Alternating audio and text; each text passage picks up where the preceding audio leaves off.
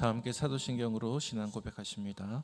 전능하사 천지를 만드신 하나님 아버지를 내가 믿사오며 그 외아들 우리 주 예수 그리스도를 믿사오니 이는 성령으로 잉태하사 동정녀 마리아에게 나시고 본디오 빌라도에게 고난을 받으사 십자가에 못 박혀 죽으시고 장사한 지 사흘 만에 죽은 자 가운데서 다시 살아나시며 하늘에 오르사 전능하신 하나님 우편에 앉아 계시다가 저리로서 산자와 죽은 자를 심판하러 오시리라. 성령을 믿사오며 거룩한 공예와 성도가 서로 교통하는 것과 죄를 사하여 주시는 것과 몸이 다시 사는 것과 영원히 사는 것을 믿사옵나이다. 아멘. 다 함께 찬송가 421장 찬송하시겠습니다.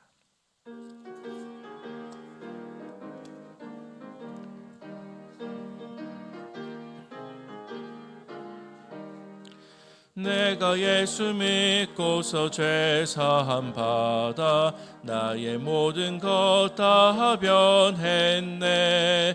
지금 내가 가는 길 천국길이요 주의 피로 내 죄가 씻겼네. 나의 모든 것 변하고 그 피로 구속받았네. 하나님은 나의 구원 되시오니 내게 정죄함 없겠네. 주님 밝은 빛 되사 어둠 해치니 나의 모든 것 다 변했네. 지금 내가 주 앞에 온전케 됨은 주의 공로를 의지함일세. 나의 모든 것 변하고 그 피로 구속받았네. 하나님은 나의 구원 되시오니 내게 정죄함 없겠네. 내게 성령 임하고 그 크신 사랑 나의 맘에 가득 채우며 모든 공포 내게서 물리치시니 내 맘 항상 주 안에 있겠네. 나의 모든 것 변하고 그 피로 구속받았네. 하나님은 나의 구원 되시오니 내게 정죄함 없겠네. 아멘. 네, 하나님 말씀은 사도행전 9장 19절에서 31절까지 말씀입니다. 신약성경 202면쯤에 있는 사도행전 9장 19절에서 31절까지 말씀 한 절씩 교독하도록 하겠습니다. 음식을 먹음에 강건하여 지니라. 사울이 다메섹에 있는 제자들과 함께 며칠 있을새 즉시로 각 회당에서 예수가 하나님의 아들이심을 전파하니 듣는 사람이 다 놀라 말하되 이 사람이 예루살렘에서 이 이름을 부르는 사람을 멸하려던 자가 아니냐. 여기 온 것도 그들을 결박하여 대제사장들에게 끌어가고자 함이 아니냐 하더라. 사울은 힘을 더 얻어 예수를 그리스도라 증언하여 다메섹에 사는 유대인들을 당혹하게 하니라. 여러 날이 지남에 유대인들이 사울 죽이기를 공모하더니 그 계획과 사울에게 알려지니라. 그들이 그를 죽이려고 밤낮으로 성문까지 지키거늘 그의 제자들이 밤에 사울을 광주리에 담아 성벽에서 달아 내리니라. 사울이 예루살렘에 가서 사귀고자 하나 다 두려워하여 그가 제자됨을 믿지 아니하니 바나바가 데리고 사도들에게 가서 그가 길에서 어떻게 주를 보았는지와 주께서 그에게 말씀하신 일과 다메섹에서 그가 어떻게 예수의 이름으로 담대히 말하였는지를 전하니라. 사울의 제자들과 함께 있어 예루살렘에 출입하며 또 주 예수의 이름으로 담대히 말하고 헬레파 유대인들과 함께 말하며 변론하니 그 사람들이 죽이려고 힘쓰거늘 형제들이 알고 가이사랴로 데리고 내려가서 다소에로 보내니라. 함께요. 그리하여 온 유대와 갈릴리와 사마리아 교회가 평안하여 든든히 서가고 주를 경외함과 성령의 위로로 진행하여 수가 더 많아지니라. 아멘.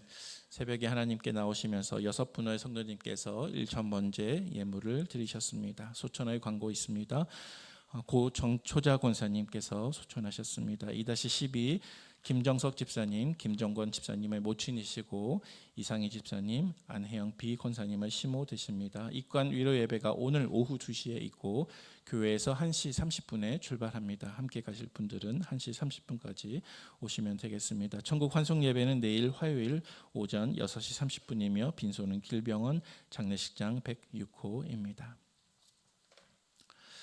네, 오늘 이 아침에 함께 묵상하실 본문은 사도행전 9장 19절에서 31절까지의 말씀입니다. 오늘 본문의 내용이 다루고 있는 주된 이야기는 사도 바울이 다메섹 도상에서 부활하신 예수님을 만나서 극적인 변화를 하게 되죠. 회심을 하게 됩니다. 그런 다음에 그가 복음 전도자로서 첫 번째 모습을 보여주는 그러한 이야기를 오늘 본문 속에서 우리에게 말씀해 주고 있습니다. 오늘 본문은 크게 두 가지 부분으로 우리가 구분해 볼 수가 있습니다. 먼저 9장 19절에서 25절까지 말씀은 바울이 극적으로 회심한 이후에 다메섹에서 있었던 일입니다.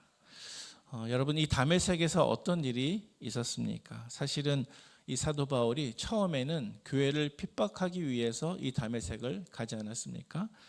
그런데 그곳에서 그는 변화되었고 이제는 이 다메섹에서 예수님의 복음을 전하는 증거자가 된 그 모습을 오늘 본문 19절에서 25절까지에 우리에게 말씀해 주고 있습니다. 그리고 두 번째로 26절에서 마지막 31절까지의 말씀이 있는데요. 이것은 사도 바울이 극적으로 회심한 이후에 예루살렘에서 겪었던 일을 우리에게 말씀해 주고 있습니다. 조금 이따가 더 자세히 살펴보시겠습니다만은 따라서 오늘 본문은 사도 바울이 회심한 직후에 두 가지 도시 다메섹과 예루살렘에서 보여준 복음 전도자로서의 첫 번째 모습을 우리에게 설명해 주고 있습니다. 사실은 이렇게 다메섹과 예루살렘에서 일어난 두 가지 이야기를 담고 있지만 사실 크게 보면 오늘 본문의 주제는 한 가지입니다. 그것은 사도 바울에게 일어난 이러한 극적인 변화의 원인이 무엇이었고 또 결과가 무엇인지 우리에게 말씀하고 있는 것입니다. 왜냐하면 이전에는 교회의 박해자였던 사도 바울이 이제는 교회의 사명자로 변화되었기 때문에 그렇습니다. 먼저 사도 바울의 극적인 변화에 대해서 잠깐 살펴보도록 하겠습니다. 여러분, 사도 바울에게 있었던 극적인 변화가 무엇인지 우리에게 잘 알려주는 본문 말씀이 사실은 오늘 본문인 9장 1절 말씀과 20절 말씀을 서로 한번 비교해 보면 사도 바울이 얼마나 큰 변화를 겪었는지 우리가 알 수가 있는데요. 우리 먼저 오늘 본문은 아니지만 우리 9장 1절 말씀을 찾아서 같이 한번 봉독해 보도록 하겠습니다. 9장 1절 말씀입니다. 사울이 주의 제자들에 대하여 여전히 위협과 살기가 등등하여 대제사장에게 가서 아멘. 자, 여러분, 이 1절 말씀이 어떤 모습을 담고 있습니까? 사도 바울이 교회의 박해자로서의 모습을 담고 있는 것이 이 1절 말씀이고요. 같은 장에 있는 20절 말씀, 오늘 본문 말씀을 같이 읽어보도록 하겠습니다. 20절 말씀입니다.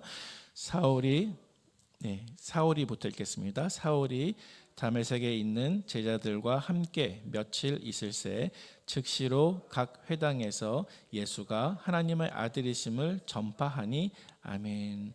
자, 여러분, 사도행전 9장 똑같은 장이잖아요. 하지만 1절과 20절에서 사도 바울의 모습이 각각 너무나 다르다고 하는 것이 눈으로 관찰이 되십니까? 그래서 1절 말씀 속에서는 예수 믿는 사람을 박해했던 사도 바울이지만 똑같은 9장 20절 말씀에 오니까 예수님이 하나님의 아들이심을 전파하는 복음 전도자로서의 사도 바울의 모습이 나타난다는 사실입니다. 여러분, 사실은 이 1절 말씀과 20절 말씀 사이에는 19 9절밖에 없지요. 그리고 오늘 본문을 중심으로 이 1절과 20절 사이에 시간적인 간격이 얼마나 되는가 한번 살펴보면 약 일주일밖에 되지 않습니다. 다시 말해서 사도 바울은 일주일 전에는 박해자였다가 일주일 뒤에 복음 전도자로 일주일 만에 사람이 이렇게 바뀌게 된 것입니다. 아울러서 오늘 본문 20절과 연결되어 있는 22절 말씀 같이 한번 읽어보겠습니다. 사울은 힘을 더 얻어 예수를 그리스도라 증언하여 다메섹에 사는 유대인들을 당혹하게 하니라. 아멘. 22절 말씀 역시 복음 증거자로서의 사도 바울의 모습입니다. 20절과 22절 말씀을 정리하면 사도 바울은 어떤 메시지를 전했습니까? 예수 그리스도는 하나님의 아들이시다. 20절, 22절에서는 예수는 그리스도라 이렇게 증언을 하고 있습니다. 그래서 사도 바울은 전에는 박해자였지만 이제 극적으로 변화가 되어서 이제는 예수님을 하나님의 아들로 또 예수님을 성경이 말씀하시는 그리스도로 증거하는 사람이 되었다는 사실입니다. 자, 이것이 사도 바울에게 있었던 극적인 변화입니다. 자, 그러면 우리는 오늘 말씀을 묵상하면서 도대체 왜 이렇게 극적인 변화가 가능했는지 그 이유에 대해서 우리가 몇 가지 묵상을 해보면 좋겠습니다. 왜 이렇게 극적인 변화가 가능했을까요? 저는 네 가지 이유를 오늘 본문 속에서 묵상할 수가 있었습니다. 먼저 첫 번째 이유는 그가 다메섹 도상에서 예수님을 만났기 때문입니다. 네, 사실 오늘 본문보다 조금 앞에 있는 9장 3절 이하에서 18절까지의 말씀에 이 이야기가 등장하고 있습니다. 그리고 이 이야기에 대해서는 우리가 다 잘 알고 계시기 때문에 따로 말씀드리지 않아도 될 것이라고 생각이 됩니다. 그래서 사도 바울이 전에는 박해자였지만 이제는 사명자로 바뀌게 된 주된 이유는 그가 다메섹 도상에서 예수님을 만났기 때문입니다. 자, 그렇다면 오늘 말씀을 묵상하시면서 우리가 내 자신에게 던져야 할 질문이 있다면 그것은 무엇일까요? 그것은 이것입니다. 나에게도 다메섹 도상이 있었는가입니다. 사랑하는 성도 여러분, 여러분들에게도 다메섹 도상이 있으셨습니까? 만약 나에게도 다메섹 도상이 사도 바울과 같이 있었다고 한다면 나도 사도 바울과 같이 극적인 변화의 과정에 들어선 것이 오직 하나님의 전적인 은혜임을 고백할 수 있는 저와 여러분 되시기를 바랍니다. 두 번째로 사도 바울에게 이러한 극적인 변화가 가능했던 이유가 있습니다. 두 번째 이유가 있습니다. 그것은 바로 부활하신 예수님이 살아계시기 때문입니다. 여러분, 이것은 매우 단순한 대답이지만 또 매우 강력한 대답이라고 생각이 됩니다. 여러분, 사도 바울이 다메섹으로 가는 도상에서 예수님을 어떻게 만날 수 있었나요? 왜냐하면 예수님은 부활하셔서 살아계시기 때문에 만날 수가 있었습니다. 사랑하는 성도 여러분, 부활하신 예수님께서 살아계시기 때문에 사도 바울은 그 살아계신 예수님께서 자기에게 맡겨주신 그러한 새로운 복음의 사명에 즉각 순종할 수밖에 없었다는 것을 오늘 본문 말씀을 통해서 깊이 묵상해 보시기를 바랍니다. 우리가 이러한 모습을 생각하고 묵상할 때 이제 이 말씀을 통해서 우리 자신들에게 던져야 할 두 번째 질문이 있습니다. 그 두 번째 질문은 이것입니다. 나는 부활하셔서 살아계신 예수님이 나에게 맡겨주신 그 사명을 즉각 순종하고 있는가입니다. 여러분, 오늘 본문 21절 말씀에 보시면 한 가지 중요한 단어가 있는 것 같습니다. 바로 그것은 즉시로라고 하는 단어입니다. 제가 9절을 읽어보면 즉시로 각 회당에서 예수가 하나님의 아들이심을 전파하니라고 말씀하고 있습니다. 만약 우리가 예수님께서 나에게 주신 사명 혹은 말씀을 즉시로 순종하지 못하는 부분이 있다고 한다면 우리는 바꾸어서 이렇게 생각해 볼 수 있을 것 같습니다. 나는 과연 나에게 명령하신 그분, 또 나에게 말씀을 주신 그분이 부활해서 살아계신 예수님이심을 정말로 믿고 있는가? 우리가 그렇게 나 자신에게 질문할 수 있다고 생각합니다. 사랑하는 성도 여러분, 하나님께서 여러분들을 급격한 삶의 변화의 소명으로 불러주실 때 그 소명에 즉시 순종할 수 있는 여러분 되시기를 축복합니다. 세 번째 말씀입니다. 세 번째로 사도 바울에게 이러한 극적인 변화가 가능했던 또 다른 이유가 있습니다. 이 세 번째 이유는 바로 성령님의 도우심이 있었기 때문에 그렇습니다. 오늘 본문 9장 17절 말씀, 비록 오늘 본문에 해당되지는 않지만 우리 17절 말씀을 같이 한번 읽어보도록 하겠습니다. 17절 말씀입니다.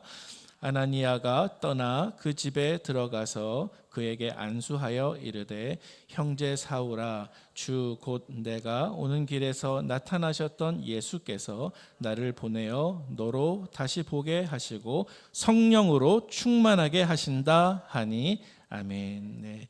여러분 특별히 17절 이 하반절 말씀에 보니까 아나니아는 주님의 명령을 쫓아서 사도 바울을 위해서 기도하고 그에게 안수했는데 기도할 때 사도 바울의 그 멀어진 눈이 다시 띄어지기를 위해서 기도했을 뿐만이 아니라 어떻게 기도합니까?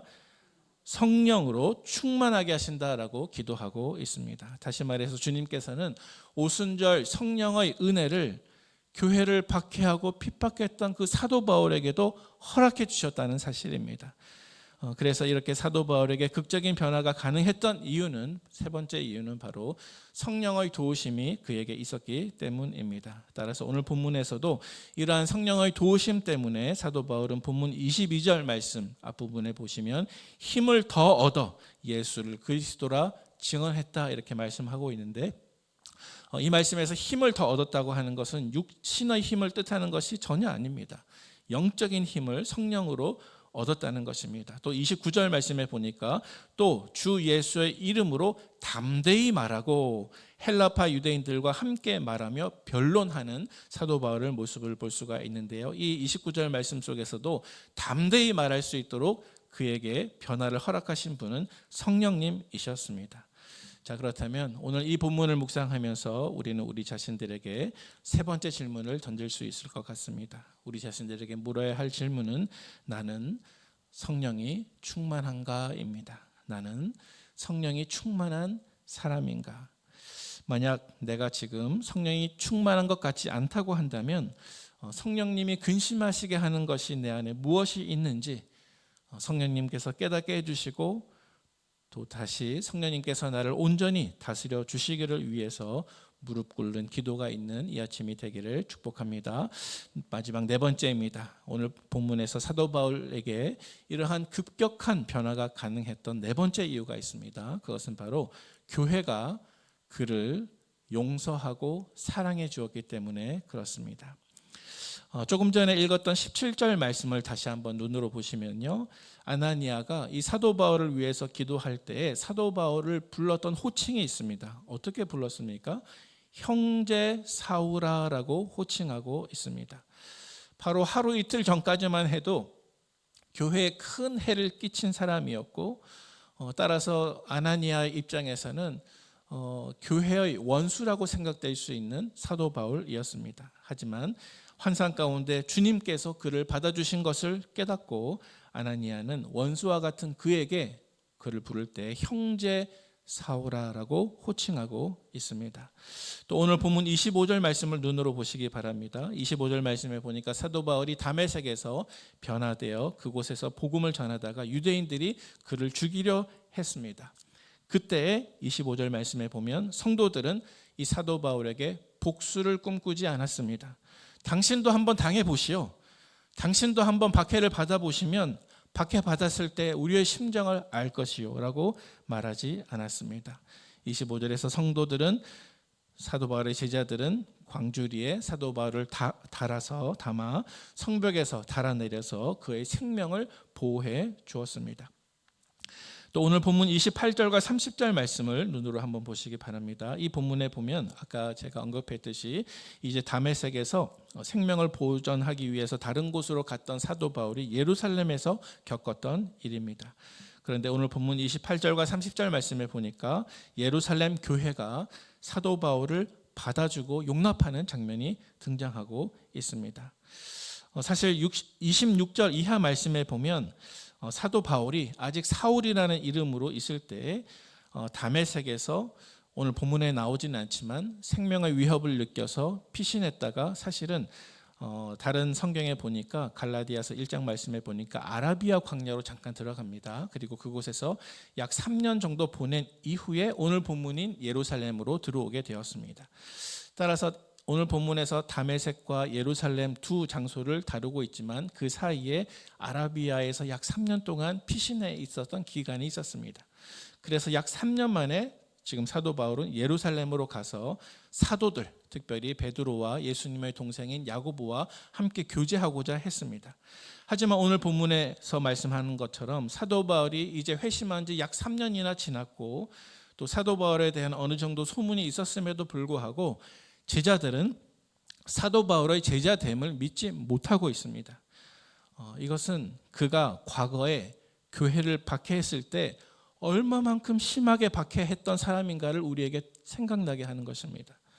그가 교회를 박해했을 때 얼마나 심하게 박해했던지 약 3년이 지난 시점이지만 회심 이후에 사도들은 아직도 이 사도 바울이 정말 예수님의 제자가 되었다는 사실을 받아들이고 믿지 못하고 있었습니다. 그런데 이때 어떤 일이 일어났습니까? 바나바가 나서서 도움의 손길을 주었습니다. 그래서 27절 말씀에 보니까 예루살렘 교회가 아직 사도 바울을 받아들이지 못하고 있을 때 바나바가 중재자의 역할을 해주었습니다. 그래서 바나바는 사도 바울의 편에 서서 그가 다메섹 도상에서 겪었던 모든 일과 또 부활하신 예수님을 만난 일과 또 전도인으로서 사명을 예수님께 받은 일과 그래서 다메섹에서 담대하게 복음을 전했던 모든 그 변화들을 사도들 앞에 제자들 앞에 설명해 주었습니다. 그리고 이러한 바나바의 설명과 증언은 결국 베드로와 야고보의 마음을 최종적으로 돌려놓게 되었습니다. 그래서 28절 이하 말씀에 보니까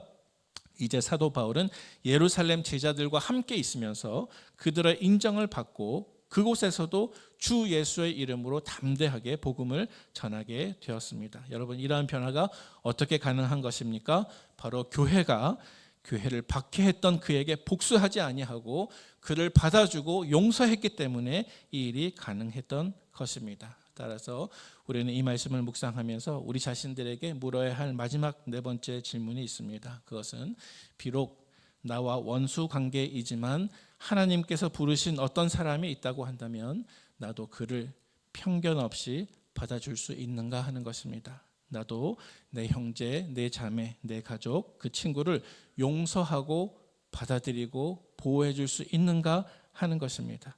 말씀을 정리합니다. 오늘 사도 바울에게 일어난 극적인 변화에 대해서 살펴보았고 이 변화가 어떻게 가능했는지 묵상해 보았습니다. 첫 번째는 그가 다메섹 도상에서 주님을 만났기 때문이고 두 번째는 부활하신 주님께서 살아계시기 때문이고 세 번째는 성령님의 도우심이 있었기 때문이고 네 번째는 교회가 그를 용서하고 품어주었기 때문에 이러한 변화가 가능했다는 것입니다. 그렇다면 이 한 사람의 변화로 말미암아 초대교회가 흥황하고 평안하고 든든히 서갔다라고 오늘 31절 말씀에 나와 있는 것을 우리가 알고 있다고 한다면 우리 역시 오늘 하루의 삶 속에서 부활하신 주님을 만날 수 있도록 또 누군가가 성령님께 순종할 수 있도록 편견 없이 그리스도의 사랑으로 용서하고 받아줄 수 있도록 우리 자신에게 주신 주님의 사명을 즉시 순종할 수 있도록 노력하고 애쓰는 오늘 하루가 되어야 된다고 생각합니다. 내 안에 그리고 다른 사람 안에 이러한 변화가 있을 수 있도록 오늘 한 날도 주님 앞에 순종으로 나가시는 저와 여러분 되시기를 축복합니다. 함께 기도하시겠습니다. 아버지 하나님, 한 주가 시작되며 월요일 아침을 맞았는데 이 아침에 저희들을 단잠에서 깨워주시고 기도의 자리로 나올 수 있도록 인도해 주신 은혜를 감사합니다. 먼저는 기도로 나아가기를 원합니다. 이번 한 주일 동안의 모든 삶이 하나님의 손안에 있음을 믿습니다.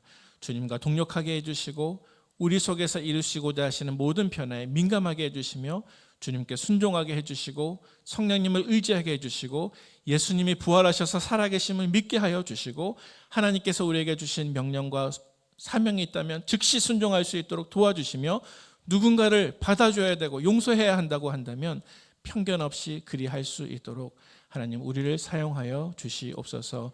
주님 앞에 귀한 예물 올려드린 손길을 기억하여 주셔서 하나님의 나라를 위해서 귀하게 쓰임받는 물질과 인생 될 수 있도록 인도하여 주시옵소서. 예수님의 귀하신 이름으로 기도하옵나이다. 아멘. 하늘에 계신 우리 아버지여, 이름이 거룩히 여김을 받으시오며 나라의 마옵시며 뜻이 하늘에서 이룬 것 같이 땅에서도 이루어지이다. 오늘날 우리에게 일용할 양식을 주옵시고 우리가 우리에게 죄 지은 자를 사하여 준 것 같이 우리 죄를 사하여 주옵시고 우리를 시험에 들게 하지 마옵시고 다만 악에서 구하옵소서. 대개 나라와 권세와 영광이 아버지께 영원히 있사옵나이다. 아멘. 금주의 기도의 제목으로 기도하신 이후에 개인 기도 드리도록 하겠습니다. 기도 제목입니다. 우리 교회 학교를 위한 교사들의 헌신의 위로와 열매가 있게 하옵소서. 말씀을 읽고 배우는 일에 동참하여 영적인 성장을 경험하는 우리 성도들 되게 하옵소서. 연약한 환우분들에게 평안과 회복을 주시고 하나님을 신뢰하는 믿음을 더해 주옵소서.